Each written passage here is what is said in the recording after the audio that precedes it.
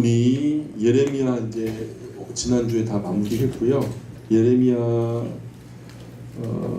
52장이 가만히 보시면은 열왕기하 24장, 25장을 보시면은 똑같습니다. 내용이 거의 글씨까지 똑같이 지금 반복되지. 컬트럴 V, 컬트럴 C, 컬트럴 V 그대로 복사해서 갖다 놓은 것 같이 그렇게 되어 있습니다. 열왕기하 24장, 25장이 예레미야 52장하고 똑같다는 말씀이에요. 왜 그럴까요? 왜냐? 내용이 같은 이유는 저자가 같을 가능성이 있다는 거죠. 저자가 같을 가능성이 있다. 열왕기 상하서의 기자가 예레미야가 썼을 가능성이 높다. 왜냐면 왜 그런 추측이 가능하냐 하면 방금 열왕기하 24장 25장에 예레미야가 그 당시 당대 마지막 예언자로 일했던 시대였는데 열왕기 전체에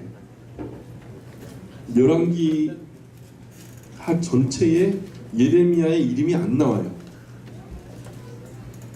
만약에 다른 어떤 사람이 그 시대의 역사를 기록했다면 예레미야의 이름이 빠질 수 있을까요? 지금 우리 시대를 누군가 역사가가 기록할 때 문재인 대통령의 이름을 빼고 역사를 기록하는 게 맞는 말일까요? 지금 이 시대를 맡아서 대한민국을 통치하는 최고의 통치자는 문재인 대통령이다라고 하는 것이 역사에서 기록상 빠질 수가 없어요. 그거는 기본이거든요. 혹여나 문재인 대통령의 통치가 빠질 수는 있어도 이 시절에 예레미야의 활약을 적지 않는다는 것은 사실은 더 문제가 있는 거거든요. 만약 예레미야 자신이 직접 이 글을 썼다면 그건 또 문제가 달라져요. 왜냐하면 자기 이름을 넣거나 빼거나 하는 것은 자기 그 저자의 고유 권한이니까 겸손을 표방하기 위해서 자기 이름을 감추는 예가 종종 있거든요. 누가도 그렇고, 그죠? 마가도 그렇고, 자기 말 한마디도 안 해요. 자기가 예레미야 안에서 필요 충분한 만큼의 자기 사역이 기록되어 있을 테니까 역사서 안에서는 자기 이름까지도 빼버리는 그런 모습이 예레미야의 마음이 아니었을까 이렇게 생각해 볼 수 있는 거죠. 그래서 이렇게 보는 것이 지금까지 일반적으로 건강한 성경학자들의 공통된 견해예요. 그래서 열왕기하 이것이 같고 예레미야 52장과 똑같이 떨어지는 것은 두 책의 저자가 같다. 고로 여기서는 자기의 이름을 뺐을 가능성이 높다. 그래서 꼼꼼하게 읽고 생각해 본 결과 열왕기 상하 안에 있는 신학이라든가 사상이라든가 문체라든가 표현 기법 이런 것들 볼 때 예레미야서와 너무 같아서 예레미야가 썼을 가능성이 높다. 그래서 예레미야가 쓴 성경의 분량도 굉장히 많아져요. 그렇게 되면 예레미야서 자체에 굉장히 상당히 묵직하죠. 그리고 물론 직접 기록한 것은 아니지만 바룩이 이제 불러주는 것을 받아서 적었지만 예레미야 애가도 이제 예레미야가 썼고 열왕기 상하서까지 다 예레미야의 글이라고 하면 예레미야가 쓴 분량은 상당히 커지는 거죠. 그래서 또 그 시절에 예레미야를 제외하고 이런 역사적인 안목을 가지고 이런 글을 쓸 수 있는 사람 자체가 존재하지 않았어요. 왜냐하면 성경에서 의인이 없다라고 말했잖아요. 당시에 의인이 없다. 이런 어떤 하나님의 섭리하심에 믿음의 눈으로 바라볼 수 있고 해석할 수 있는 사람이 없었다는 거예요. 그 유일하게 누가 있었냐? 예레미야 혼자였거든요. 그래서 그 거짓 선지자들이 이런 글을 썼을 일은 또한 만무하고, 그래서 이 바룩이나 예레미야 둘 중에 하나 썼을 가능성이 있는데 지금 대부분의 성경학자들의 견해는 거의 대부분 예레미야가 썼을 가능성이 가장 크다 이렇게 얘기되고 있습니다. 그래서 예레미야 끝에다가 예레미야 애가로 가자 이렇게 써놓으시면 됩니다. 예레미야 애가는 1143페이지에 있습니다. 예레미야서는 여기까지 하시고요. 예레미야 애가로 이제 가시면 됩니다. 예레미야 애가 이야기 예레미야 애가로 건너가시면 1장 1절 한번 같이 읽어볼까요? 예레미야 애가 1장 1절 말씀. 자, 찾으셨으면은 한번 읽어보겠습니다. 자, 시작.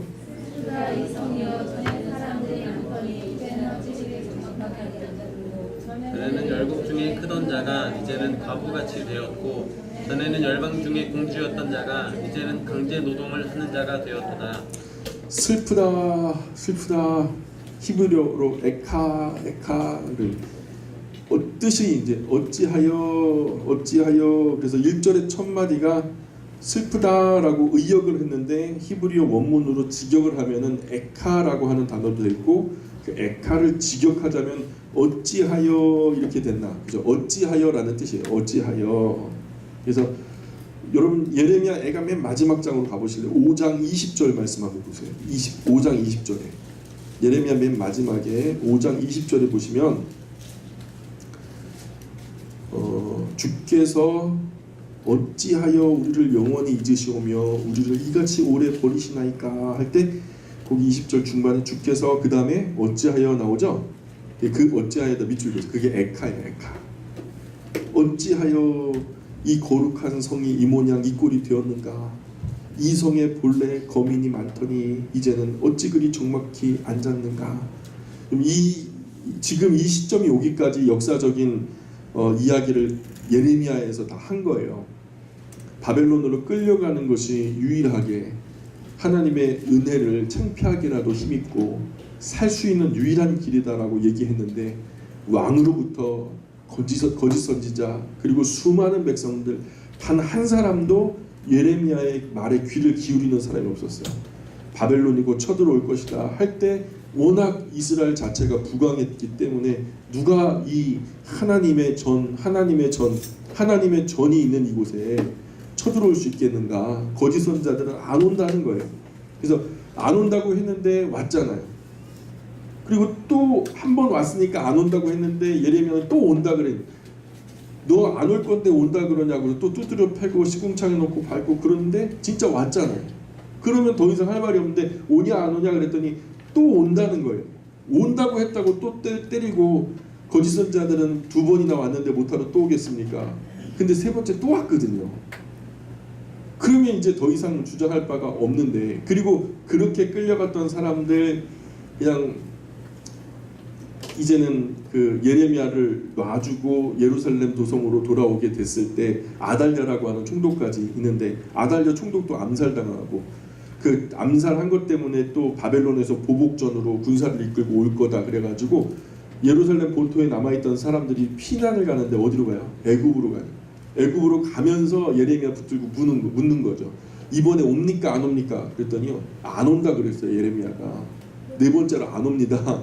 예, 안 옵니다. 걱정하지 말고 여기 그냥 계세요. 그랬더니 오는데 안 온다 그랬다고 또 두드려 패잖아요. 그리고 결국은 또 그걸 갖다 끌고서요, 그 나이 많은 노선지자 70세가 넘은 그 노선지자를 끌고 그 애굽까지 가요. 그 애굽에 도착한 예레미야가 이거 좀 풀어봐. 그리고서 그냥 그 광장이죠. 그 광장 앞에, 다반에서 광장 앞에다가 웅덩이를 파고서 거기다가 돌 하나를 떠고서 여상하게 그냥 평탄화 작업을 한 다음에 당신들 잠깐 일로 모여보시라고. 이제 때가 되면 알게 될 거예요. 바벨론의 왕 느부갓네살이 올 때 다른 데로 안 갈 겁니다. 여기 올 거예요. 지금 우리만 아는, 이 돌을 묻어둔 우리만 아는 이 장소로 올 거니까 그런 줄이나 아시라고. 그리고 뭐 무조건 여기까지 와가지고 다른 사람들이 아니고 당신들을 칠 거예요. 그래서 실제적으로 역사적으로 예레미야가 묻어놨던 그 돌무더기 위에서 거기가 이제 단두대가 펼쳐져요. 그래서 도망갔던 모든 이스라엘의 사람들이 거기서 목이 잘려서 죽임을 당하고, 도망갔던 사람 뿔뿔이 광야에서 말라 죽고 피난 생활하다 죽고, 결국 그렇게 예레미야는 그 자리에서 그냥 돌아오죠. 그 얘기를 끝으로 이제 돌아오게 되는 거죠. 그 돌아와서 예루살렘으로 들어오게 된 거죠. 누가 전에는 아달랴라는 사람이 있으니까 아니죠. 그 총리라도 있었으니까, 총리가 있었으니까 이 총리가 있음으로 인해서 좀 통치가 이루어지고 좀 구획이 정리가 되고 어떤 전쟁의 상흔이 좀 이렇게 감싸 안아질까 이렇게 했는데 그게 또 안 되는 거예요. 완전히 그 형편없이 패망한 이스라엘 또 예루살렘 하나님의 전이 있는 이 동네를 예레미야가 돌아보면서 예레미야 애가를 히브리어로 이제 보면은 두문시 형식으로 돼 있는데 두문시라고 하는 것은 우리나라 가나다라 마바사 있잖아요. 그러면은 가 하면은 뭐 가난하고 어쩌고 저쩌고 가로 시작하는 걸 하고 나 하면은 나는 어떠고 어떠고 하면서 이제 그렇게 시작하는 거 있잖아요. 그래서 그 이니셜로 시작하는 거죠. 히브리어로 알레 베트 기메 달레 헤테 게트 요트 이런 식으로 해가지고 앞에다 그 알파벳을 적어놓고 그 알파벳으로 시작하는 문장을 하는 거예요. 그래서 이게 그런 식으로 돼 있어요. 두문시 형식으로 돼 있어요. 우리가 잘 아는 시편 119편 그 긴 거 있잖아요. 176절까지는 그거도 이렇게 두문시 형식으로 돼 있어요. 그 외에 여러 시가 두문시 형식으로 돼 있는데 유대인들이 해마다 유대력으로 4월 9일이 되면은 온 국민이 애통하고 비통한 심정으로 이 예레미야 애가를 읽습니다. 해마다 4월 9일에 애가를 읽고 쓰고 그리고 6월절이 되면은 항상 아가서를 읽고 초막절에는 토라를 읽고 그리고 부림절에는 에스더서를 읽고 오순절에는 룻기를 온 국민이 다 읽죠. 그러니까 명절마다 읽는 책이 있어요. 대략 이렇게 하면은 그냥 그 절기대로 맞는 성경을 읽다 보면 성경 일독은 금방 해요. 우리는 성탄절에도 아무것도 안 읽죠. 발표회 하고 추수감사절에도 뭐 그냥 잔치하느라고 정신없고 그죠? 읽는 성경책이 없어요.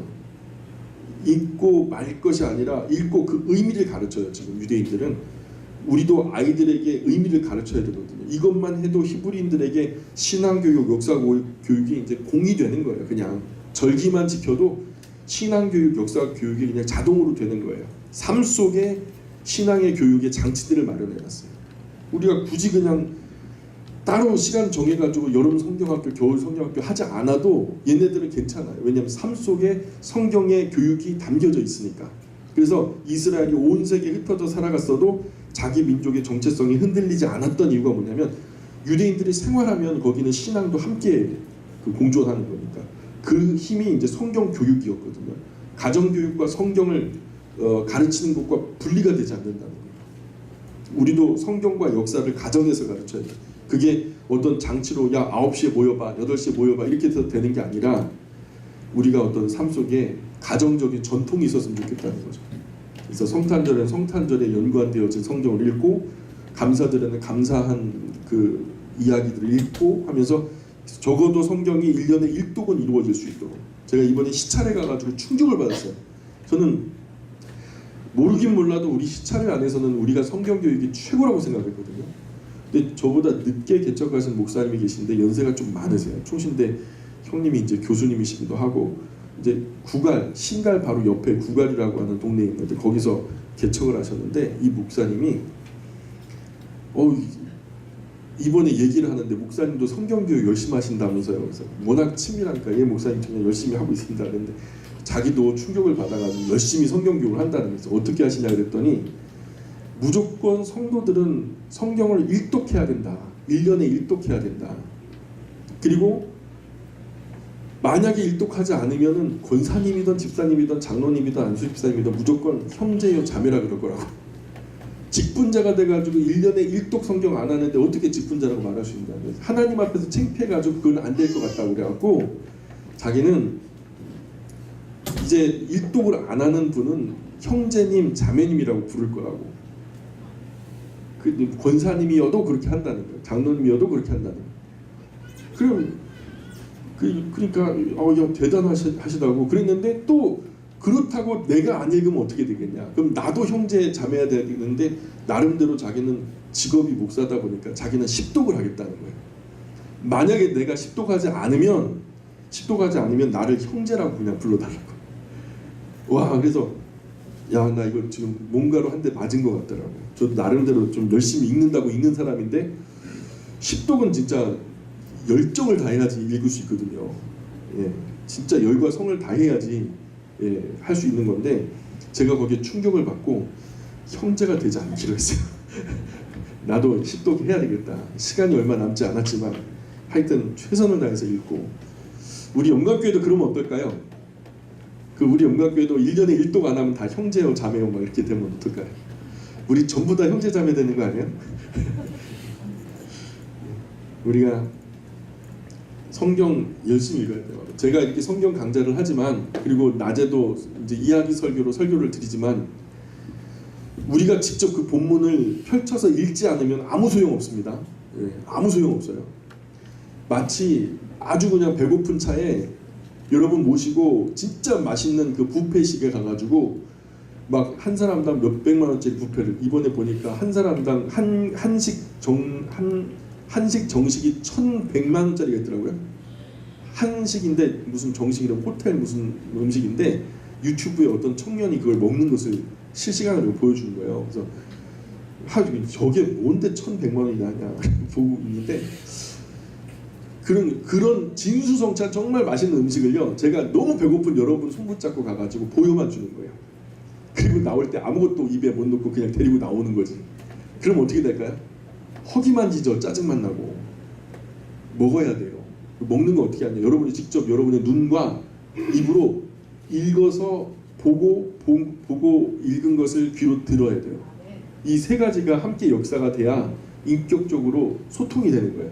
그래서 성경을 눈으로 보고 본 것을 읽고 읽은 것을 들으면서 내가 맞다라고 계속 공감해내야 진짜 내가 하나님의 말씀에 양식을 먹는 거거든요. 그래서 말씀 안 읽고 이해만 하면요, 그냥 보고 끝난 거예요. 아무 의미 없어요. 머리만 커질 뿐이죠. 그러면 본 것 많아가지고, 그죠? 본 게 많아서 먹고 싶은 것도 많겠다 막 그러잖아요. 그죠? 그러면 안 되죠. 여러분 스스로 안 읽으면요 안 되는 거예요. 우리 정말 철칙 원칙이에요. 철칙이고 원칙인데. 그래서 직역하자면은 예레미야의 슬픈 노래, 세상에 슬픈 노래 많죠. 우리나라도 한이 많은 나라라 애가 슬플 애자, 노래 같자, 슬픈 노래들이 굉장히 많아요. 사실 아리랑 같은 거요, 아무 반주도 없이 서편제 같은 데 보세요. 진도 아리랑 나오는 그냥 밭에 그냥 서글픈 사람들 셋이서 그냥 울레둘레 가면서 그냥 아리랑 노래 부르는데, 그게 아름답다기보다는 너무너무 서글픈 거예요. 서글픈데 아름다워. 신기하죠? 그런 지금 정말로 슬픈 노래거든요. 그런데 역사상 예레미야 애가만큼 슬픈 노래는 없는 것 같아요. 성경에 길고 짧은 여러 슬픈 노래들이 있는데, 시편에도 상당히 많은 슬픈 노래들이 있는데, 즐거워서 쓴 시는 불과 몇 편, 극소수에 불과하죠. 우리가 기뻐서 부를 수 있는 노래는 썩 많지 않아요. 거의 다 한이 맺혀서 곤고한 날에, 힘든 날에, 어려운 날들의 노래가 참 많은 것 같아요. 많은 애가 중에서 예레미야 애가처럼 이렇게 슬프고 처절한 애가는 정말 세상에서도 드물어요. 예레미야가 불순종하고 애굽으로 도망간 사람들이 죽임을 당하고 일부 끌려간 그 사람들하고 작별하고 돌아와서 42년 사역지, 예루살렘 거리, 그리고 성전 어귀, 골목골목 마지막으로 다니는 거죠. 그렇게 피눈물을 흘리면서 목이 터져라 40년 전하고 기도하던 예루살렘 거리거리 마지막으로 거닐고 있는 거죠. 그런데 예레미야 눈앞에 펼쳐지는 그 모습은요, 비참하기 짝이 없는 거예요. 얼마나 참혹한 모습이었는지, 예루살렘이 함락된 그 처량한 골목, 그 거리거리 거니면서 불렀던 슬픈 노래가 바로 예레미야 애가입니다. 대략 제가 제 기준으로 그냥 간단하게 추려서 설명을 드리자면, 예레미야가 이런 노래를 불렀어요. 죄의 예루살렘이 완전히 함락되고 귀인들이 다 사로잡혀 가버리고 하나님의 성전은 회파되어 무너져 내렸다. 인간들의 무지와 오해와 고집과 편견들이 결국은 한 민족을 멸망의 길로 이끌어간다. 불신앙과 불순종으로 사람 눈치만 보던 시드기야는 두 왕자가 잔혹하게 죽임을 당하는 것을 마지막으로 본 후 두 눈알이 뽑힌 채로 바벨론으로 끌려간다. 자신에게 생명으로 충성하던 충신들이 다 두드려 맞아 죽임을 당하고 남은 대신들은 다 포로가 되어 굴비 엮여서 개 돼지처럼 끌려간다. 그 싱싱하고 아름답던 청춘 남녀들은 쓸만한 사람으로 추려져 다 포로로 끌려가 버렸다. 그리고 보통 사람들은 거의 다 칼과 기근과 연병의 죽임을 당했다.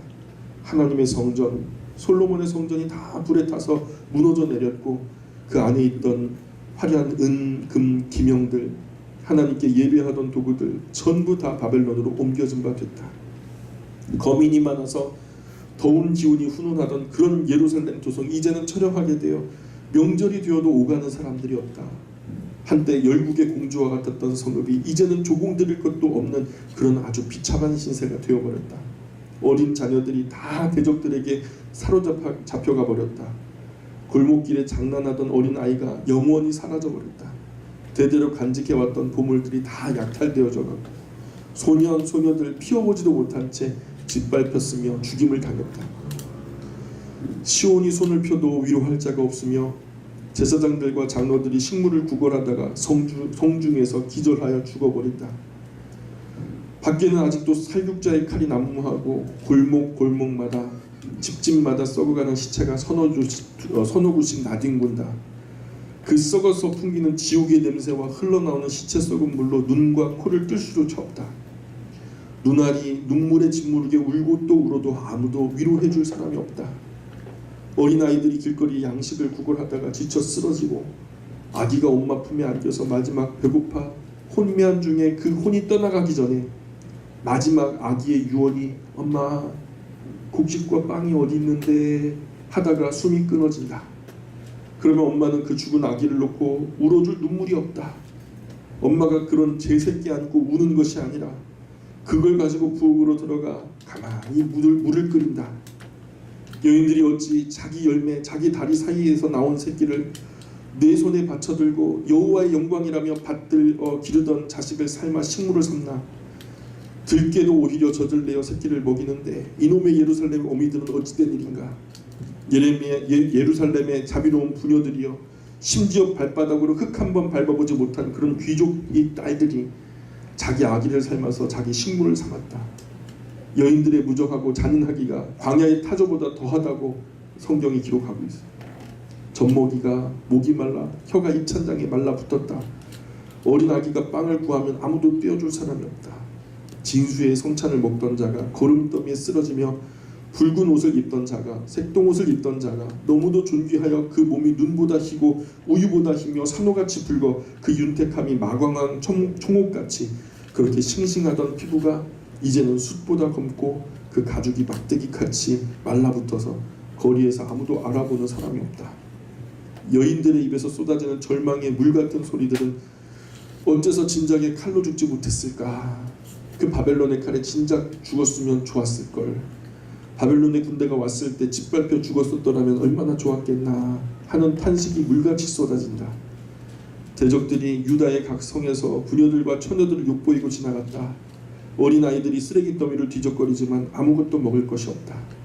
주림의 열기로 인하여 피부가 아궁이처럼 검어졌다. 장로의 얼굴이 존경을 받지 못하며 어린 아이의 노래소리가 영영이 사라져버렸다. 사람들 마음속에 희락의 영영이 끝이 났다. 그래서 예레미야의 슬픈 노래소리는 여호와여 우리의 마음을 주께로 돌이키소서. 그리하시면 우리가 주께로 돌아가겠나이다. 우리의 날을 다시 새롭게 하사 옛적 같게 하옵소서. 편안하고 좋을 때는 좋은 줄을 모르고 지냈다.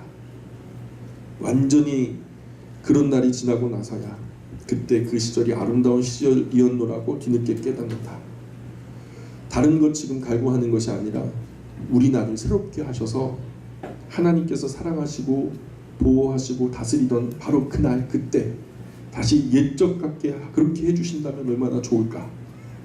그렇게 하면서 이렇게 비참한 거리를 거닐면서 예레미야 애가를 부르는 이 슬픈 노래를 부르며 예레미야는 어디로 갔는지 어떻게 살았는지 어떻게 죽었는지 알려진 바가 없어요. 어떻게 그 슬픈 눈물의 인생을 마무리를 했는지 기록조차 남겨지지 않았어요. 열왕기 상하서는 아마도 예레미야가 쓴 것 같은데 그 뒷부분에 예레미야는 자기 이름도 아예 끼워 넣지를 않아요. 여러분 집에 가셔서 이번 주 숙제 여러분이 예레미야 애가 낭독회를 좀 하셨으면 좋겠어요. 저녁에 주무시기 전에 이게 여러분 가족들 있는 데서 하지 말고 창피하잖아요. 그러니까 침대 머리맡에 조용히 불 켜놓고 이런 정서를 반영해서 감정이입을 하시고 내가 예레미야가 된 심정으로 예레미야 애가를 한번 읽어보시면 좋을 것 같아요. 그 다음에 우리가 다니엘서로 가보겠습니다. 다니엘서 펴셨죠? 다니엘서를 통해서 알 수 있는 것은 바벨론 포로로 잡혀간 유대인들이 어떻게 지냈는지, 또 바벨론에서 어떤 일이 있었고 뭘 배웠는지, 또 어떤 것을 깨달았는지 그것을 눈여겨서 보시면 돼요. 다니엘서 내용 중에 종말에 관한 기사가 조금 등장하는데 그것 가지고 종말을 가르치기 위해서 이 다니엘서가 쓰여진 거 아니거든요. 다니엘서의 목적이 종말론을 위해서 쓰여진 게 아니에요. 다니엘서로 종말론의 뼈대를 세우면 굉장히 잘못된 거예요. 이것은 뼈대가 될 수 없어요. 다니엘서는 먼 미래의 그림자를 보듯이 미래를 보고 있기 때문에 선명하게 그림을 그리기는 어렵다라고 저는 봐요. 그래서 다니엘서보다 미래의 그림을 훨씬 더 선명하게 자세하게 그리고 뼈대까지도 세울 수 있는 좋은 책이 있는데 그게 바로 계시록이죠. 요한계시록에서 필요 충분하게 미래의 그림을 제시하고 있으니까 뼈대를 세우자면 미래에 대한 종말론에 대한 뼈대를 세우자면 요한계시록이면 충분합니다. 예, 그러니까 여기서 종말론의 그림을 그리려고 하시면 안 돼요. 근데 지금 한국교회 종말론이 전부 다 하나로 세대주의적인 종말론으로 치달아요. 이게 어디서 갖고 왔냐면 미국에서 따온 거예요. 미국의 신학이 세대주의적 종말론을 가지고 있거든요. 세대주의적인 종말론이 바로 이 다니엘서를 기본으로 하고 있어요. 너무 불투명한 거예요. 이게 한국교회의 주요한 이론으로 받아들여지다 보니까 요한계시록이 별로 크게 생각되어짐이 없었거든요. 심지어는 종말론을 목적으로 쓰여진 책이 요한계시록인데 요한계시록을 사람들이 잘 알려고도 하지 않는 거예요. 거의 잘못된 주장들이 많고, 그래서 다니엘과 성경의 다른 책들에서 종말을 연구하려고 하면 붓으로 대충 그린 약도 같은 지도를 가지고 연구하는 거랑 똑같은 거예요. 약도로는 사실 연구가 어려워요. 아주 정확하게 실측되어지고 미터까지 심지어 센티까지 드러날 만큼 섬세하게 소개되어진 책이 바로 요한계시록이니까 정확한 실측과 더불어 그 정보가 보태거나 빠짐이 없는 그런 말씀으로 종말론의 뼈대를 세우는 것이 옳아. 그러니까 이 다니엘서를 가지고 종말론을 얘기하면 된다 안 된다? 안 된다는 거죠. 그거 하나만 가지고 요한계시록 하나만으로도 만족하고 충분한 기록이 이 종말론의 기록이 요한계시록이니까 종말론의 목적으로 주신 말씀이니까 그것 용도대로 써야죠. 그야말로 종말론의 뼈대고 원형을 그리자면 요한계시록이 밑그림이 되어야 되는 것이 맞죠. 그리고 과거 구약이나 신약에서 일부 종말에 관한 그려진 단편적인 그림들은 완성되어진 뼈대 위에서 퍼즐 조각 맞추듯이 이게 어느 부분을 얘기하고 있다라고 해석이 되어야 옳은 것이죠. 자, 이제 정신 차리시고요. 이스라엘 바벨론 70년 포로 기간 중에서 특별한 교육을 받죠. 그 교육이 뭐냐면 이 교육의 내용이 무엇이고 또 무엇을 배웠고 무엇을 깨달았는지 보여주는 책이 다니엘서죠. 다니엘서가 기록된 본래대로 다니엘서를 바로 봐야 됩니다. 다니엘서의 사실, 무슨 일이 일어났고 그 일과 그 사건이 진행되어진 일들, 오늘 우리에게 어떤 말씀을 하시려고 이런 것이 기록되어 있는지를 먼저 봐야 됩니다. 과잉 해석해야 하지 말아야 되고 사람들이 해석한 책에 빠지면 안 되고, 성경 절대로 어렵지 않죠. 우리가 직접 읽어야 돼요. 그런데 그런 책들은 하나님께서 쉽게 해놓으신 것을 과잉 해석해가지고 성경을 아주 그냥 더 알 수 없게 그냥 그것에 대해서 얘기를 하는데 쉽게 알아들을 수 없도록 만드는 것이 그것에 대해서 쓰여진 거거든요. 우리가 직접 이 다니엘서로 들어가는 게 맞아요. 그래서 바벨론 포로로 끌려가기 전에 출애굽부터 예루살렘 함락까지가 860년. 하나님께서 아무리 애를 쓰셔도 그들이 몰락의 길을 돌아서지 못하게 해요. 안 돼요. 돌이키려고 하고 빨리 돌아와라, 정신 차리고 돌아와라, 그래야 산다. 근데 못 들어요. 성령님이 나태하셔서도 아니고 하나님이 별로 마음이 없어셔서도 아니에요. 그때 사람들을 하나님이 별로 사랑 안 하셔서도 아닌 거죠. 그때나 지금이나 하나님은 사랑하고 애같하고 울고불고 하도 안 되니까, 그래서 하나님이 할 수 있는 것으로 최선을 다해 보려고 때려보기도 하고 기적을 일으켜보기도 하고 복을 주어도 보고 주었던 복을 빼앗아 보기도 하고 어떤 나라를 보내가지고 두들겨 패기도 하고, 아모스 말씀처럼 지들이 배가 고프면 내게로 돌아오겠지 해가지고 3년 6개월 동안 흉년 들게 해가지고 그러면 하나님 배고파요 하고서 올 줄 알았는데 안 와요. 그래서 하나님 이것들 봐라 하면서 그 곱하기 2를 해가지고 7년 동안 흉년을 주시잖아요. 그러면은 하나님 입에 물 것이 없어요, 씹을 것이 없어요 하면서 하나님께 용서를 구하면서 올 줄 알았는데 물이 없어서 어린 아이들이 혓바닥에 천장에 들러붙어가지고 막 죽어나가도 하나님께로 돌아오질 않는 거예요. 사람들이 일반적으로 죽음이 가까우면요 임사호천이라, 죽음이 가까우면 하늘을 생각하는 거예요. 나보다 큰 어떤 존재, 내가 죽으면 어떻게 될까에 대한 그 암담한 두려움 때문에 하나님을 찾는 것이 맞는데, 근데 이 이스라엘 사람들은 이상해요. 죽음이 가까워도 하나님을 찾지 않아요. 안 돌아오더라는 거예요. 오히려 하나님을 찾기보다도 우상하고 귀신들만 계속 섬기는 거예요. 그래서 하나님께서 연병이 창궐하게 해가지고 생때 같은 젊은이들이 그냥 다 거꾸러지고 꽃다운 나이 피지도 못하고 죽어나가면 어떻게 하나 하고서 이렇게 들여다보시면은 그래도 안 돌아와요. 또 어떤 나라들이 쳐들어와서 자기들의 에워싸고 고통을 주면 아이고 하나님 좀 살려주세요 그럴 줄 알았는데 그래도 안 돌아와요. 오히려 자기들이 쳐들어온 나라 그 신 뭐라 그러냐면 우리 하나님보다 저 나라의 하나님이 세니까 우리가 지는 거예요. 그러니까 우리를 쳐들어와서 우리를 이겨먹은 저 나라의 신을 섬기자 그러는 거예요. 그러니까 하나님이 펄쩍 뛰겠는 거예요. 어이구 우리 하나님보다 세구먼? 그리고 그쪽으로 가버려요. 그러니까 하나님께서 끝내 돌아오지 않으니까 마지막 한 가지 방법 있죠. 다 죽여버리고 믿음이 신라같이라도 있는 사람 몇 사람을 새순과 새 가지로 삼아서, 그게 몇 명이나 남았어요? 지난 시간에 보니까 1차, 2차, 3차 다 합쳐가지고 4,600명 4,600명 그냥 250만이나 됐는데 250만이 됐을 때로부터 860년이 지났단 말이에요. 430년 곱하기 2이에요. 그러면 250만 곱하기 2 해가지고 500만이 되는 게 아니라 기하급수적으로 느니까 곱하기 2가 아니라요 곱하기 10이든 20이든 해야 되는 거예요. 적어도 2,500만이 돼야 된다고요. 그런데 남은 사람이 몇 명이에요? 4,600만밖에 안 남아요. 원점에서 다시 시작하는 거예요. 이건 완전히 그냥 그루터기 잘라버리고 새순에서 다시 시작하겠다는 말씀이죠. 그 옛날 아브라함 갈대아 우르에서 부르신 이후로 지금까지 1000년을 노력하신 거예요. 바벨론에 와서 여태까지 했는데 완전히 실패작으로 끝나고 결국 남은 것은 율법서, 역사서, 예언서 책에 남았지만 정작 그 책 누려야 할 그들은 제대로 되질 않아요. 그런데 그 기록된 문서를 가지고 간 것이 유일한 희망이었던 거예요. 바벨론 포로로 끌려가면서 기록된 성경들을 가지고 그쪽으로 끌려간 거. 그 바벨론에 가서 어떤 일이 일어났는지 잘 봐야 돼요. 그래서 다니엘서, 에스겔서가 굉장히 중요한 책이에요. 서양이나 미국 신학이 다니엘서 가지고 종말론을 만드는데 사실 다니엘서를 중심으로 종말론이 세대주의적 종말론, 엉터리 2단 종말론 나왔어요.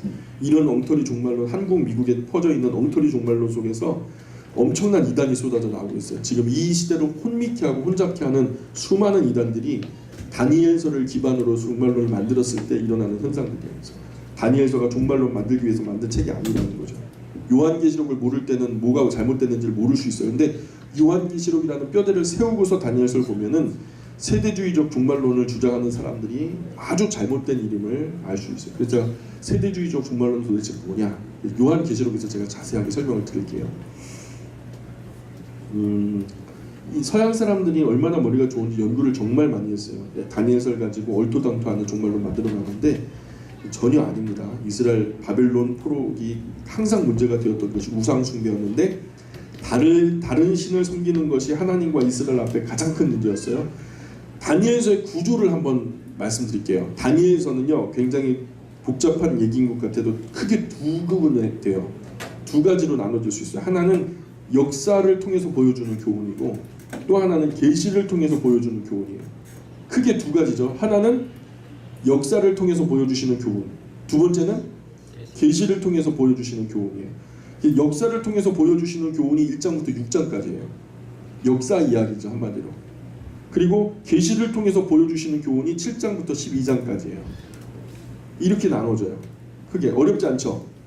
역사와 계시, 그게 다니엘서의 구조인데 1장부터 6장까지가 역사를 통해서 보여주시는 교훈, 그리고 7장부터 12장까지가 계시를 통해서 보여주시는 교훈.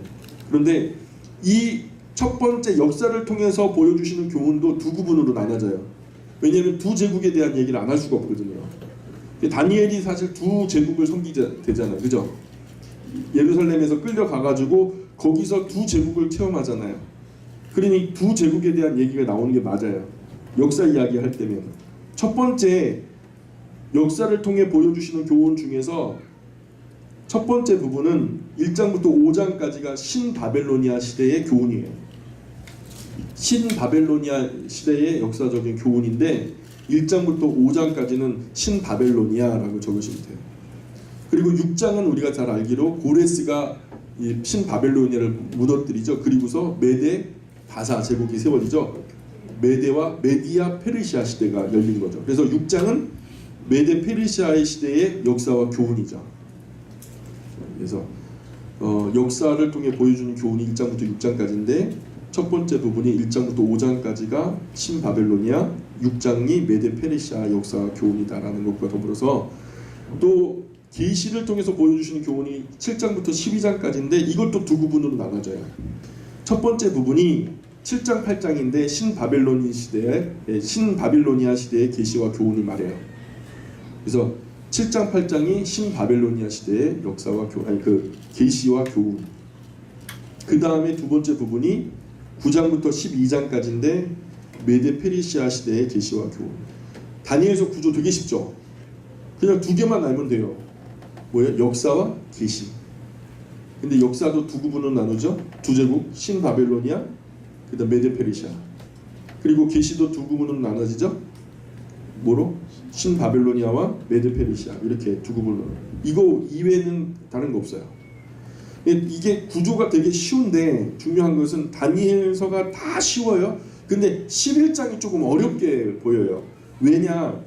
11장에 나오는 남왕국 북왕국 얘기가 계속 나오는데 이 남왕국 북왕국은요 남방왕 북방왕 이런 얘기 나오거든요. 근데 그게 사실은 북이스라엘 남유다를 말하는 게 아니거든요. 그러면 남방왕 북방왕은 뭐냐? 이게 헷갈리는 거예요. 근데 나중에 이걸 알게 되는데 이게 뭐냐면 남방왕은 애굽을 말해요. 그 애굽의 그 알렉산더 대제가 죽고 나서 그 치하에 있던 4명의 장군이 그 통치했던 정복했던 영역들을 갖다 4파트로 나눠갔죠. 그래서 그 애굽의 톨레미 왕조라고 들어보셨어요? 애굽의 톨레미 왕조를 갖다가 남방 왕이라고 부르고 북방의 셀류쿠스 왕조라고 그래갖고 그 셀류쿠스 장군이었는데 그 왕조가 돼가지고 이제 또 나중에는 그게 전환이 되면서 안티오코스 왕조로 전환이 돼요. 그래서 남방 왕은 애굽을, 북방 왕은 아시리아, 그죠? 그 시기 아시리아에서 셀류쿠스 왕조에서 안티오코스 왕조로 교차되면서 애굽하고 아시리아가 전쟁을 하는데 애굽은 어때요? 애굽은 어디 있어요? 지중해를 중심으로 해서 애굽은 저 북아프리카 맨 끝자락에 있죠. 중동 시작되어진 처음 부분에. 그리고 아시리아는 저 그 터키 저 우측 오른쪽에 위에 부분에 있어요. 그죠? 그래갖고 북쪽에 있는 거죠. 예루살렘을 중심으로 북쪽에 있어요. 예루살렘을 중심으로 애굽은 남쪽에 있고, 그죠? 그래서 북방왕, 남방왕이 그렇게 초강대국 두 강대국이요 서로 죽이지 못해서 안달이 나는 거예요. 그래서 남쪽에 있는 애굽 왕조는 북진 정책을 펼치고요, 북쪽에 있는 아시리아 왕조는 남진 정책을 펼쳐요. 그래서 몇 년 동안 싸우는지 아세요? 150년 동안 싸워요. 그 유명한 150년 전쟁이에요. 포로에서 돌아왔는데요. 포로에서 돌아와서 예루살렘 재건이 이루어졌고 느헤미야까지 막 열심히 예루살렘 재건했잖아요.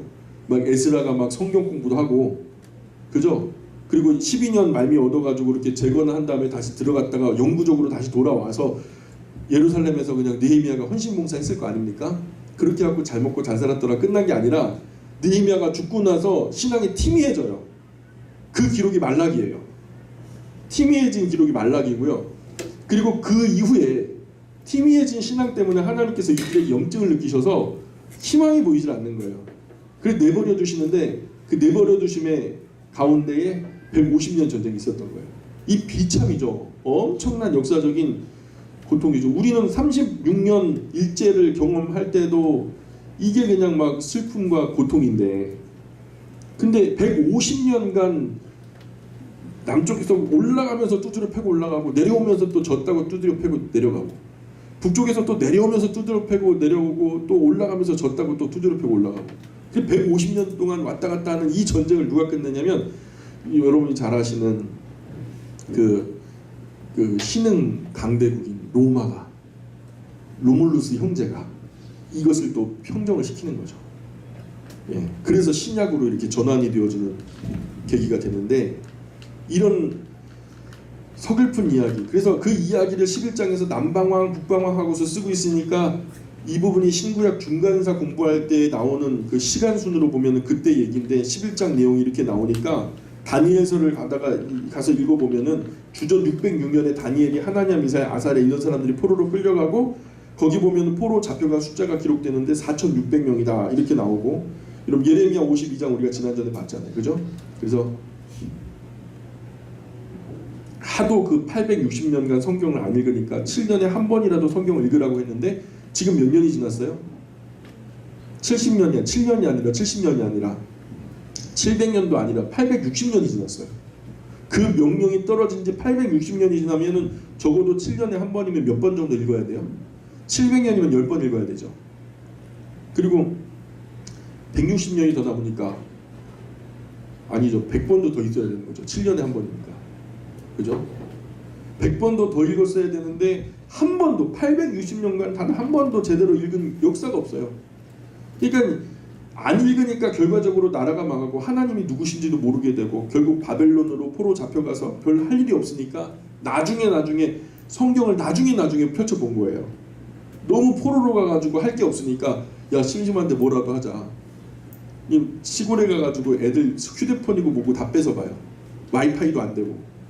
예, 그러면요 그때부터 아이들의 참놀이가 시작돼요. 야 개울가나 한번 가볼까? 산에나 한번 가볼까? 그러면서 애들이 진짜 살아있는 놀이를 시작하죠. 진짜 산 교육이 시작되는 거죠. 하나님도요 이스라엘에게서 모든 것을 다 빼앗아요. 그리고 남의 집에 노예로 살게 하죠. 그때 보니까 이제 뭘 해야 될까 하다 보니까 그때 성경이 눈에 들어오는 거죠. 그래가지고 부랴부랴 그 싸질머지고 왔던 기록들 두루마리들을 갖다 이제 편집하고 다 이렇게 정리하기 시작하는 거죠. 이 성경의 구약 정경이 말입니다. 사실은 이 포로기 때 거의 다 정립이 됐다고 보셔야 돼요.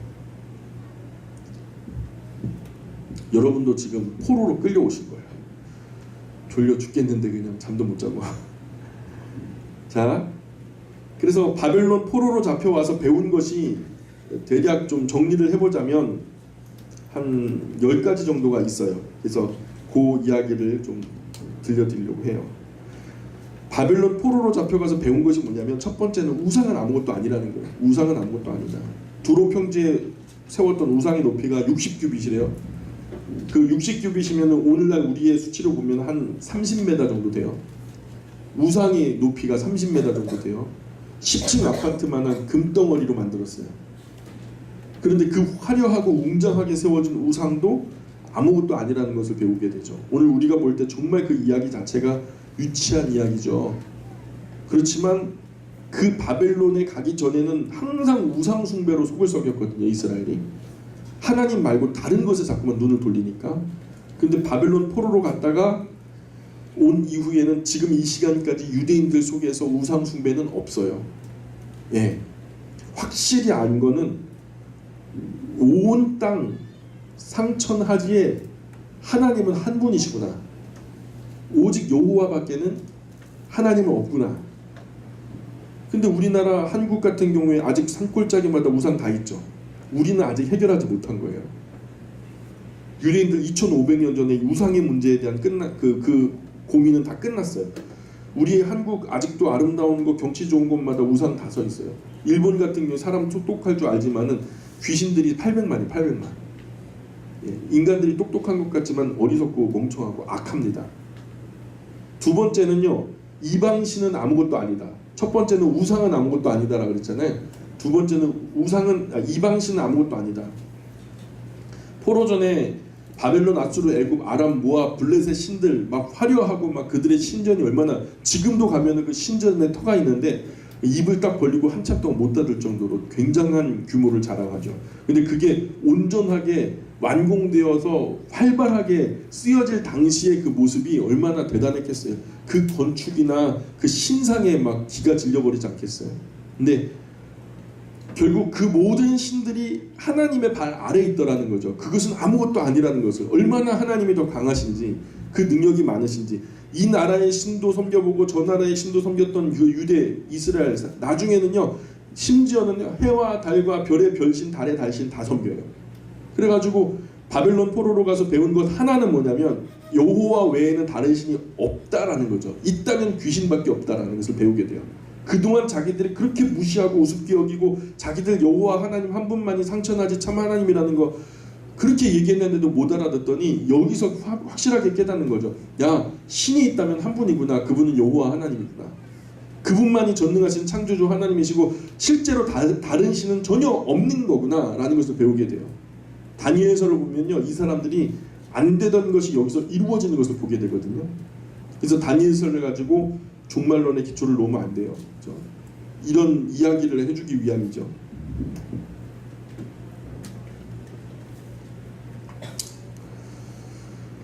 그리고 세 번째는 여호와는 상천하지의 하나님이다. 예. 자, 우리 조금만 정신 차리죠. 제가 한 5분만 더 하겠습니다. 조금만 정신 차리죠.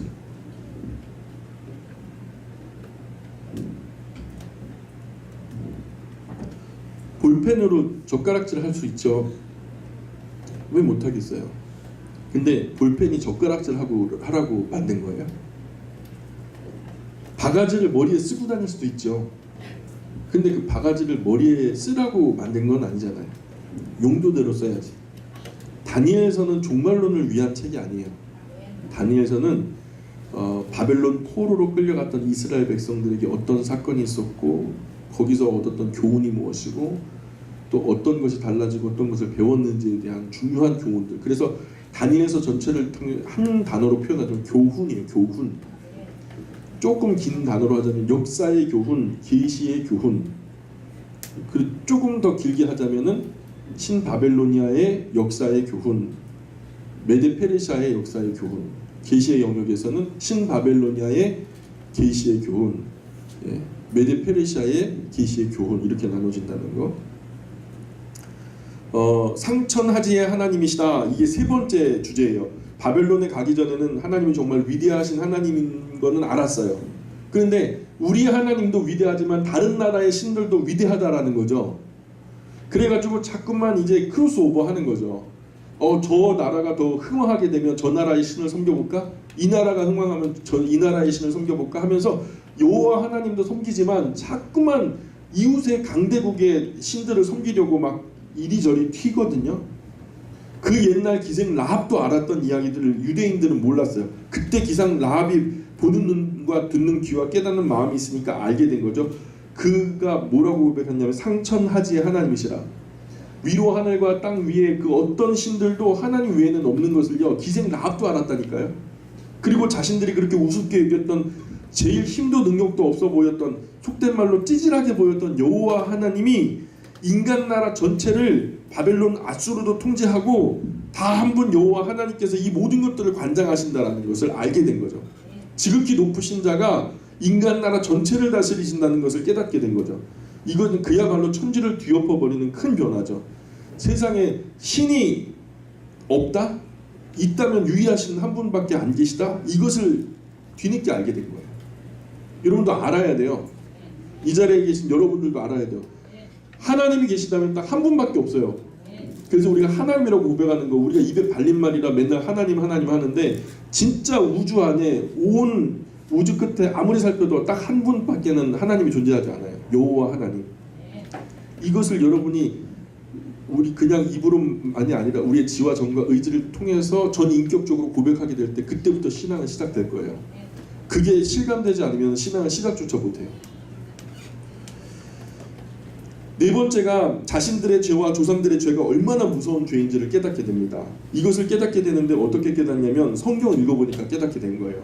이전에는 성경을 읽어본 적이 없었어요. 뭐가 옳은지 그른지도 모르고 분별 없이 살아왔는데 율법과 역사서 그리고 선지자들의 글들을 갖다 쭉 읽어보니까 거기에 자기 민족이 죽을 짓만 골라서 하다가 결국은 죽었더라는 거죠.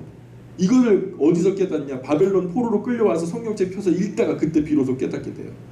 그래가지고 우리 다시는 이런 실수는 하지 말자. 그래가지고 역대기를 기록하면서 씻을 수 없는 후회를 통해서 다시 재건하는 이스라엘은 이렇게 살지 말자 하면서 그렇게 역대기를 기록하게 된 거죠. 다섯 번째는 하나님을 믿고 의지하는 자는 반드시 구원을 받는다. 하나님은 구원이시다. 그랬잖아요. 긍휼이 타는 풀무불 안에서도 구원해내셨고 그 정말 사자, 굶주린 사자 입에서도 구원하시고 하나님은 구원이시라. 이런 것들을 확실히 끝을 냅니다. 결국은 하나님께 의지하면 구원을 얻는구나 라는 것을 귀한 한 공동체가 확실하게 알아요. 다니엘서가 바르게 이것을 보여주고 있어요. 이제 와서 보니까 그런 거예요. 그래서 그것을 배우고 그것을 보여주는 거죠. 그것을 가지고 엉뚱한 짓을 해서 온 교회가 지금 헷갈리게 만드는 거거든요. 이거 외에는 다른 것은 없는 거예요. 여섯 번째로 하나님은요, 교만한 자를 반드시 물리치신다는 거죠. 언제든지 바벨론 왕을 하나님은요 자신의 종처럼 들어서 부리고 쓰시다가, 근데 자꾸만 손에 들려진 이 부지깽이 같은 이 바벨론이요, 지들 잘났다고 막 약소국을 갖다가 괴롭히고 어려움을 주거든요. 그래서 그러면서 이제 이 바벨론의 왕이 와, 내 능력과 내 지도력이 이만큼 대단하다 하면서 막 자랑질을 하니까 하나님께서 순간에 짐승의 마음을 그에게 넣어주잖아요. 그냥 하루아침에 그냥 마음이 변해가지고 자기가 짐승인 줄 착각하면서 들판에서 풀 뜯어먹고 이슬 맞으면서 지내다가 막 짐승처럼 내팽겨진 바 됐다가 어느 날 겸손으로 허리를 동이고 다시 제정신이 돌아와가지고 아, 내가 잘나고 어쩌고 저쩌고 했던 게 이게 잘못된 거구나. 과연 하나님은 상천하제 여호와 하나님밖에 안 계시구나. 내가 교만했구나 하는 것을 후회하는 이야기가 바로 나오잖아요. 그래서 하나님은 반드시 교만한 자를 물리치신다는 얘기. 일곱 번째로 계속된 고난의 역사가 이어지죠. 다니엘은요, 이스라엘이 앞으로 상당 기간 동안에 강대국들 사이에서 모진 고난을 더 많이 받아야 된다는 것을 깨닫게 돼요. 아까 포로에서 귀환한 다음에 어떤 역사가 벌어진다고요? 북방왕 남방왕이 싸우는데 몇 년 동안 싸운다고요? 150년 동안. 포로 귀환 이후에 150년 동안 싸운다는 것을요, 다니엘은요 70년 포로 끝나면은 행복이 시작되는 줄 알았어요. 이제 열방을 하나님께서 통치하게 하시며 이스라엘을 중심으로 온 세계 열방이 하나님을 경배하게 되는 날이 조속히 임할 거라고 핑크빛 미래를 꿈꿨어요. 그런데 하나님께서 환상 중에 다니엘에게 계시를 보여주시는데 그게 아닌 거예요. 포로 귀환됐는데 어떻게 갖고 느부갓네살까지 어떻게 잘 되는가 싶더니 또 말라기에서 하나님을 떠나버리는 이런 모습이 나타나더니 150년 동안 남방왕 북방왕이 막 지들끼리 싸우다가 결국 고래 싸움에 새우등 터지는 이런 일이 벌어지는 거죠. 이거를 알고서 다니엘이요, 이 이야기를 환상 중에 계시로 듣고서 이 어르신이요 주저앉아서 기절해버려요. 기절해, 제가 임의로 말하는 게 아니라 성경에 보면 기절해서 며칠 있다가 며칠 동안 일어나지도 못하고 며칠 만에 겨우겨우 일어나가지고 참 이게 괴로워하죠. 느부갓네살이 꿈을 꾸잖아요. 다니엘이 이상으로 깨달았던 우상 황금머리에 은으로 된 가슴, 청동, 배, 쇠다리, 흙과 쇠가 얽혀있는 발가락, 우상, 이 세계 역사의 개요예요. 한마디로 이것을 친절하게 또 해석도 해주시죠. 바벨론 시대가 이제 지나가죠. 황금으로 된 시기죠. 그 다음에 은으로 된 가슴은 이제 페르시아 시대를 말하는 거고, 그 다음에 이제 그리스, 헬라가 또 지나가게 되죠. 헬라 시대. 그 다음에 로마 시대가 펼쳐지고, 로마 시대 끝에 이제 유럽으로 전환되어지는, 유럽이 이제 유럽 일대가 전부 다 어느 나라가 주도권을 갖고 있진 않죠. 로마 때는 유럽 전체가 로마의 통치 영역에 팍스 로마나 로마의 평천하에 놓였었거든요. 근데 로마 이후에 유럽이라는 나라들이 등장하면서 그 유럽의 패권이 다 뿔뿔이 나눠져. 그 발가락이 뭘로 돼 있다고요? 발가락이? 예, 이것저것 섞여 있잖아요. 그죠? 그게 이제 유럽으로 나눠진 패권을 말하는 거거든요. 이게 역사의 개요예요. 그런데 우리 유대인 시대는 언제 옵니까? 하면서 다니엘이 물었어요. 하나님, 우리의 시대는 언제 옵니까? 그런 거 없다는 거예요. 야, 너 뭔 소리 하는 거야? 그런 거 없어.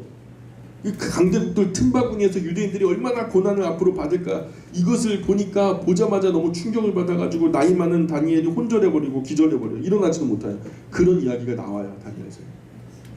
여덟 번째로 바벨론 포로로 끌려가서 알게 된 것은요, 성경의 중요성을 깨달았습니다. 성경, 바벨론에 끌려가기 전에는 성경을 읽었다는 말조차도 없어요. 요시야 왕 때 사반 읽어준 것 듣고 대개혁 운동 한 번 있었을 뿐이고 그것도 흐지부지 끝나버리죠. 그래서 율법이 얼마나 소중한가, 이 율법이야말로 온 세상 모든 사상과 모든 종교를 완전히 무효하게 하는 절대적인 능력과 진리가 거기 있음을 포로지에서 깨닫게 되죠. 그래서 이 성경의 소중함을 아는 거예요.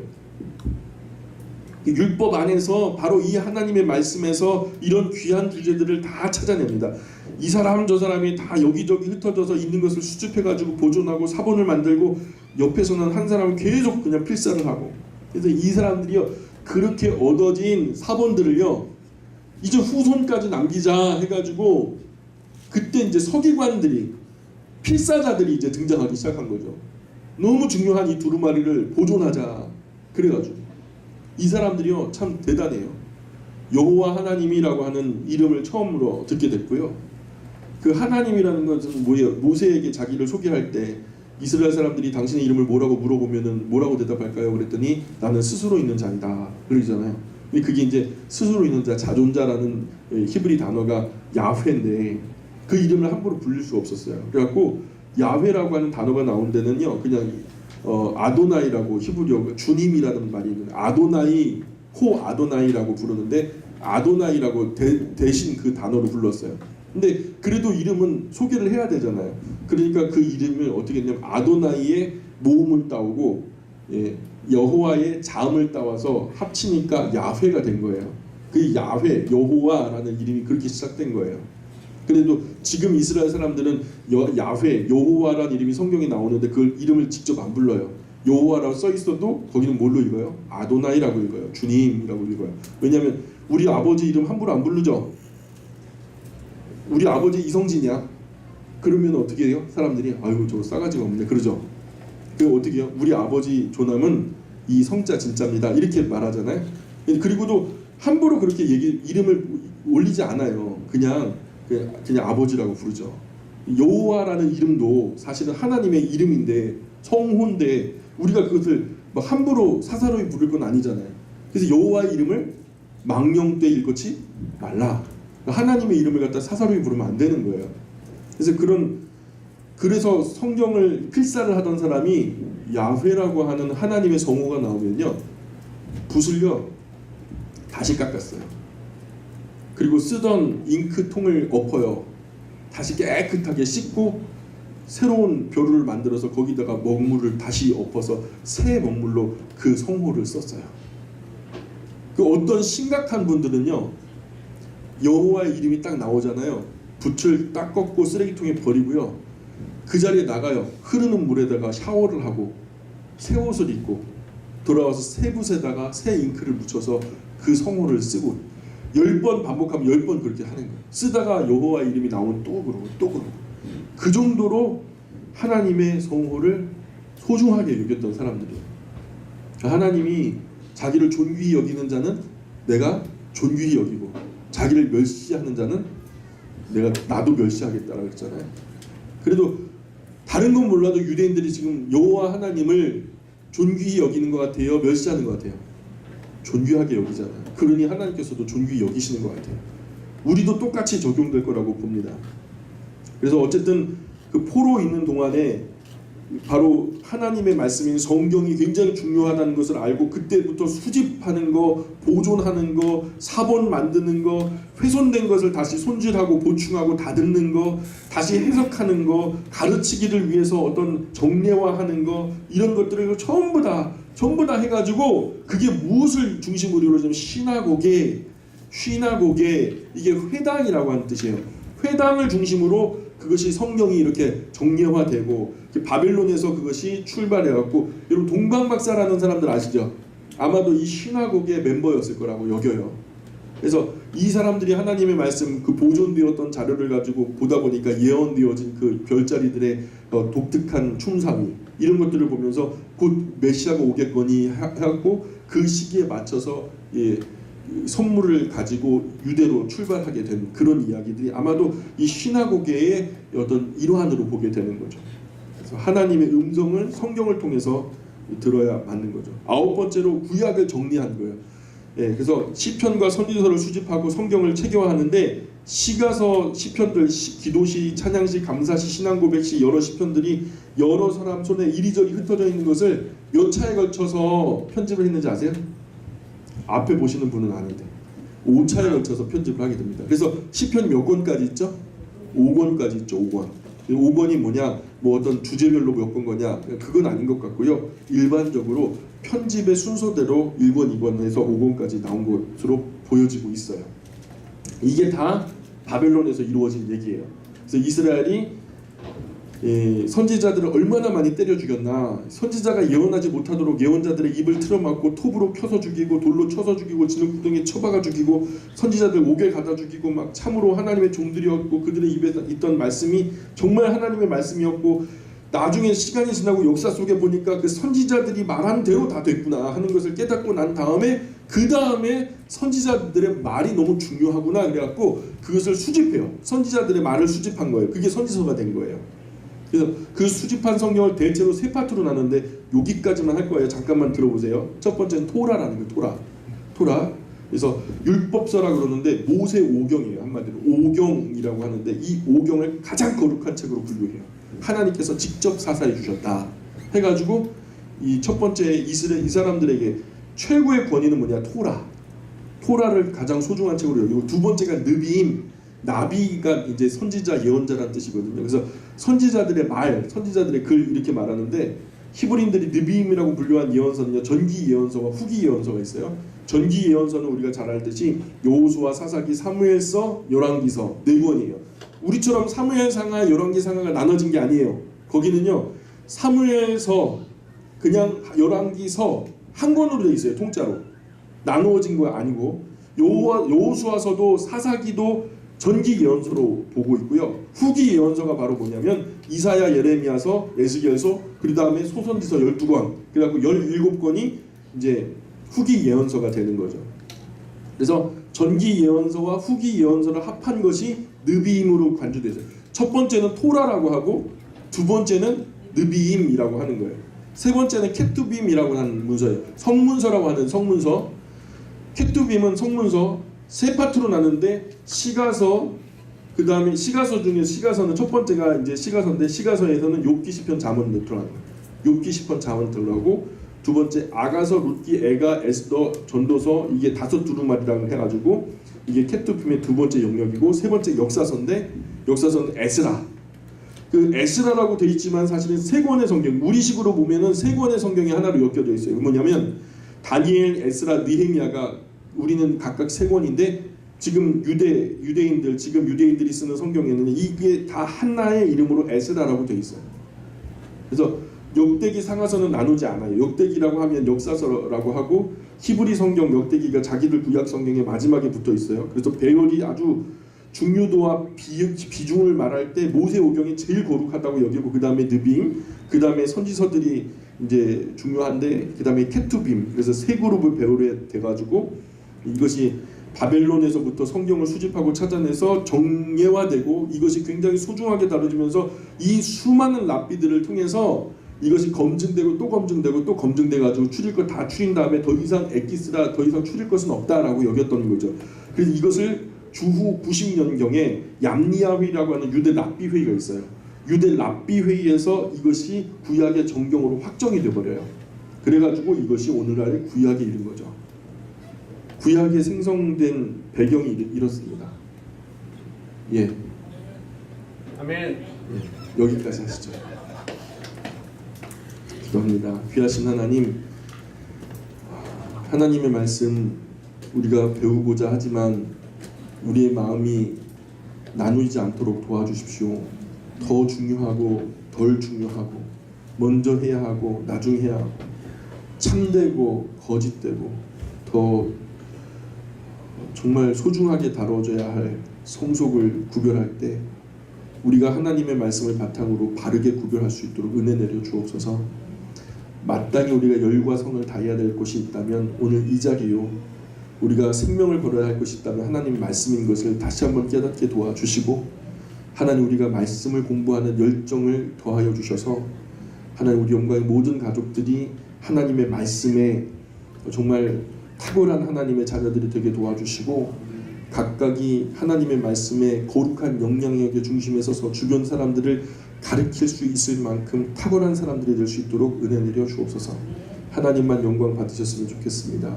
감사함이 예수님의 이름으로 기도합니다. 아멘.